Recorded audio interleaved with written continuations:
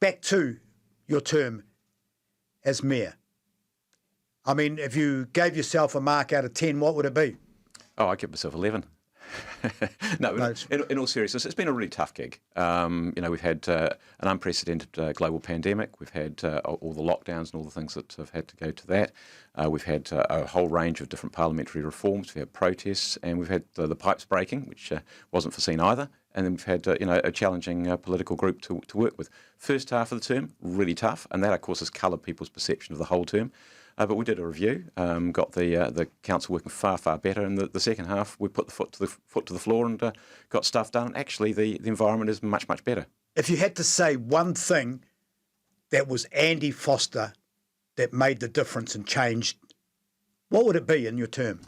Oh, I wouldn't pick just one, but I think the things that's particularly working with government on the Let's Get Wellington Moving, progressing that, so we've actually got decisions out of government. Also the community housing provider, where we've got some decisions across the line which the previous council, so that's the Leicester Eagle Council, refused to do, and we knew we had to do those. But still haven't been fixed. We haven't fixed that situation, have we? Well, what we have done is we said we are setting up a community housing provider, and that will be operational 1st of July next year. We've got government support for doing that, so that's on the road to fixing. Some of these things you don't just go and click your fingers and set them, fix them overnight. They do take a bit of time, but we've got the decisions made. What about your biggest failure? Oh, look, I would say it's undoubtedly Shelley Bay. That's something that I cared a lot about, that the community out in Miramar in particular cared a lot about. People wanted to have a say. They wanted to be able to shape the future of an important part of their city. And the majority of the people who stood for council, the ones who have been elected, said that they agreed with that. They wouldn't sell. And then 4 of them changed their minds. And I found that very disappointing and very hard. And of course, we've had several court cases on it as well. We had the occupation. So that'd be the one that I'm saddest about, not just personally, but also for Wellington. I don't think it was a good outcome. Peter Jackson was pretty vocal in writing cheques and behind you last time. Is he doing the same this time? I haven't actually asked him.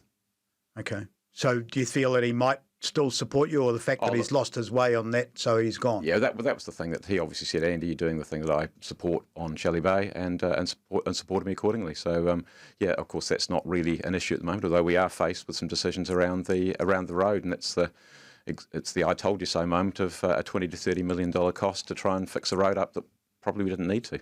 How much different as a leader would you be the second term than you were this term? Have you learned enough to say, I will be better at what I'm doing, or do you think you are what you are? Oh, look, there's an element of you are what you are, but there's definitely learning. I mean, you're always learning and getting better at what you do. And the other bit, of course, is it depends on who there is around the council table. Certainly the way we start the training, I would try and make sure that we build that team together so that people have got a clear sense of direction of what we want to do together. That's my question. You've got no selection process on that council. Whoever gets voted in, you've got to work with if you become mayor, or whoever becomes mayor. Yeah. I mean, it's problematic.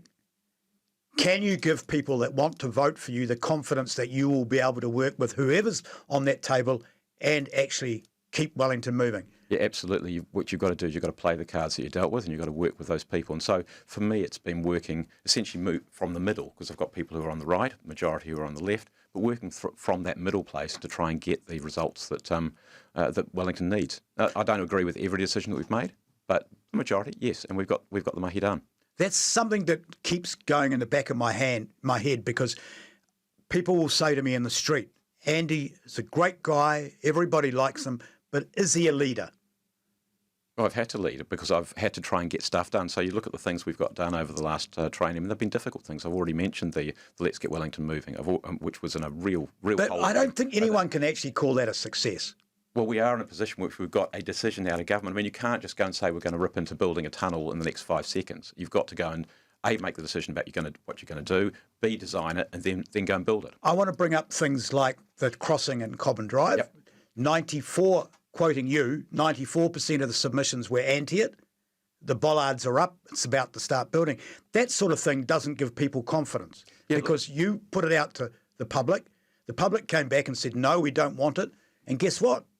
Well, can I be very clear? Because I think we've had this about 3 or 4 times on your show, Nick. That was a decision made by Waka Kotahi, NZTA, explicitly. It's their state highway. They made the decision. So while we might have argued about it, and I said, look, I prefer a bridge, the one thing I did get, the concession I did get, is to say that they'll monitor the delays that it causes to traffic, And if those delays are sufficient, then we build a bridge.